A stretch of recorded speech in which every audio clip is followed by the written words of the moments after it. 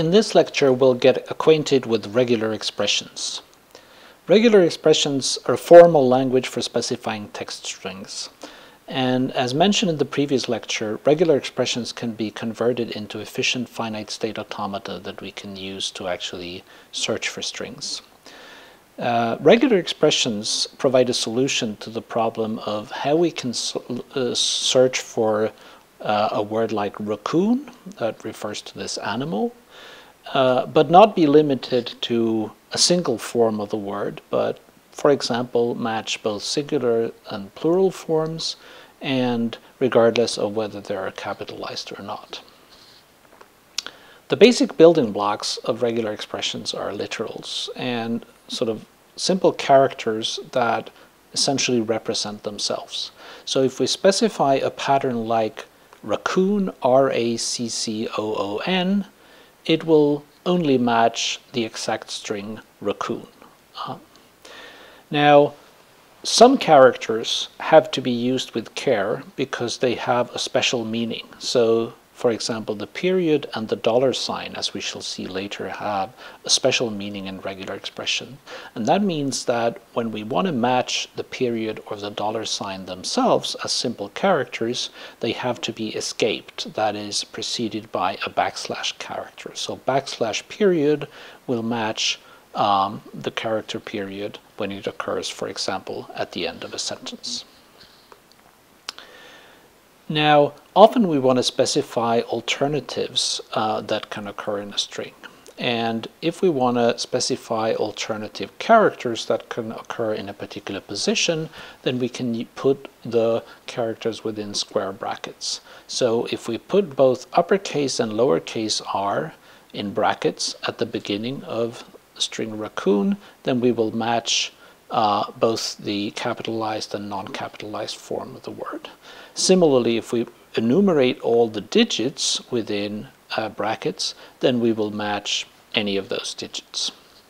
Now, often we can sort of specify these character sets more compactly by using so-called ranges. So if we put uppercase A to uppercase Z, we will match not just A and Z, but all the letters in between. Similarly, we can do for lowercase letters or for digits. So the pattern 0 to 9 is completely equivalent to the pattern that we had earlier where we enumerate all the digits, because that range includes all the digits. Now, these ranges, for example, of letters work well for a language like English, where you don't have a lot of special characters. But in many other languages we have accented characters or other special characters. And that means that, and those will not be included in these ranges because they are not in that part of the character set. So when working with other languages, and as a matter of fact also with English, it's often better to use the special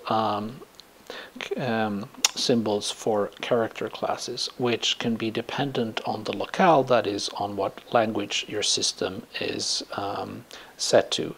So in Python, for example, which we're going to use in the exercises, you can put \w to get any alphanumeric character, that is, any uppercase letter, any lowercase letter, any digit or underscore. But this will include not just the sort of plain A to Z letters, but any other that counts as an alphabetical character for the language that you're working with.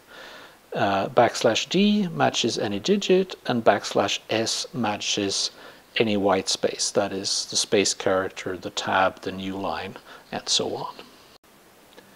Now, sometimes it's convenient to specify which characters or patterns cannot occur in a particular context. And we can do this by using the caret sign at the beginning of a character set expression, that is, immediately after the left square bracket. So if we have this pattern, left bracket, caret, A to Z, right bracket, it means that we will match anything except an uppercase letter from A to Z. Similarly, this pattern will match anything other than an uppercase or lowercase s. Now, it's important to note that the special meaning of negation is one that the caret sign has only when it occurs as the first character in one of these character set expressions. So for example, if we have this pattern instead, then what it means is not E nor the caret sign itself, because the second occurrence of the caret sign just matches itself. Now, sometimes, of course, we want to perhaps search for the caret sign itself, and in doing that, we normally must escape the character. So if we want to search for the string a caret b, this is the pattern that we will normally have to use, although it may depend on the particular implementation of regular expressions. Now, sometimes we want to specify alternatives of longer patterns and not just single characters. And for this we can use the pipe character. So the raccoon is sometimes referred to in colloquial speech as the coon. So we can write a pattern like raccoon, pipe, coon to match either of those words. If we use the pipe to connect only single characters like A or B or C, this is completely equivalent to putting those characters inside brackets. And of course we can combine the brackets and the pipes, so we can specify a pattern like raccoon or coon, where the initial character can be either uppercase or lowercase. And now it's time for the first quiz.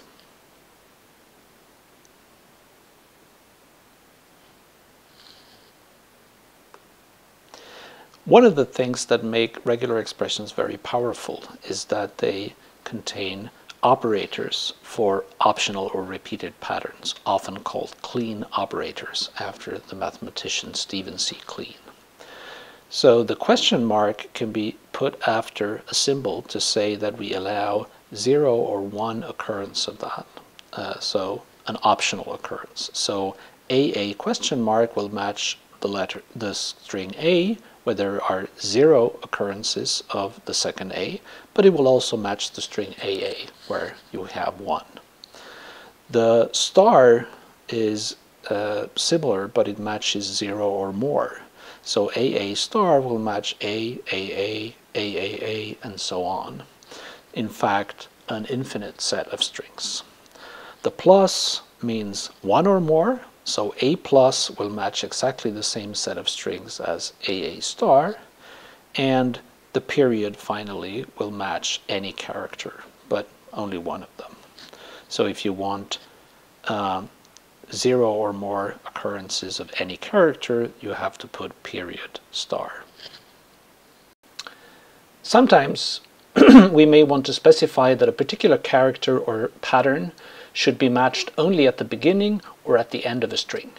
And we can use these, do this using the caret sign for start and $ for end of a string.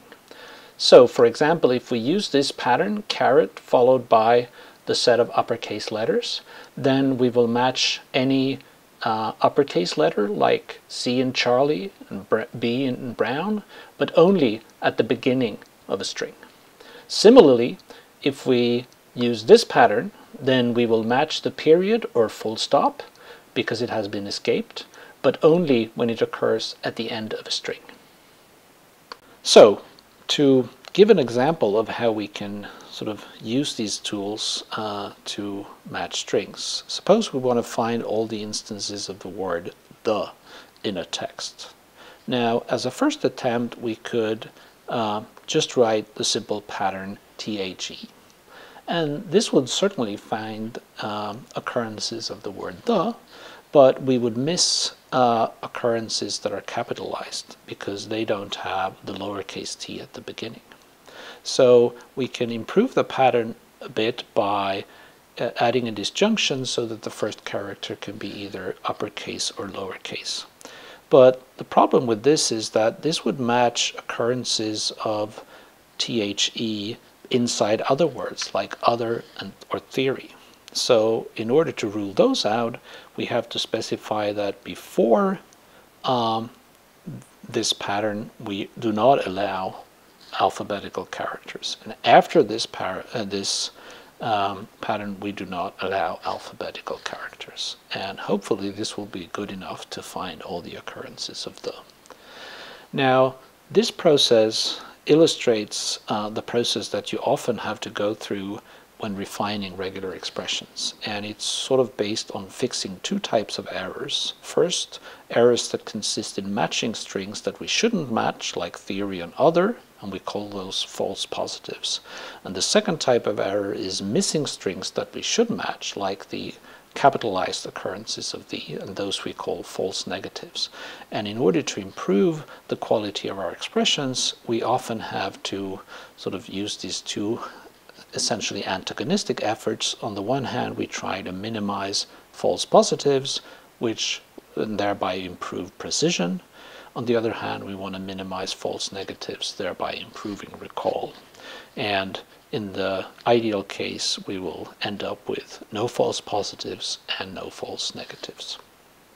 Now, one thing that you need to know when working with regular expressions is that when there are several possibly overlapping matches in a string, by default, the usual implementations of regular expressions only returns the longest match starting from the left. So if we have a pattern like AB or A or B, and we look at the string ABC, there are actually three different matches that we can have. We can match the AB part, we can match only the A or only the B. But what would normally be returned would be AB, because it's the longest match that we can get starting from the left. Similarly, in a word like, if we have a pattern like port or trait, and we input the string portrait, we would get port but not trait back. Even though trait is longer than port, port is the longest match we can get starting from the left. And similarly, if we have a pattern that says one or more alphanumeric characters and the word is cat, then we will match as much as possible, that is the entire word, not just the first letter or the first two letters. And this is often the most useful thing to do. Another thing that we must be aware of are the precedence rules for different operators.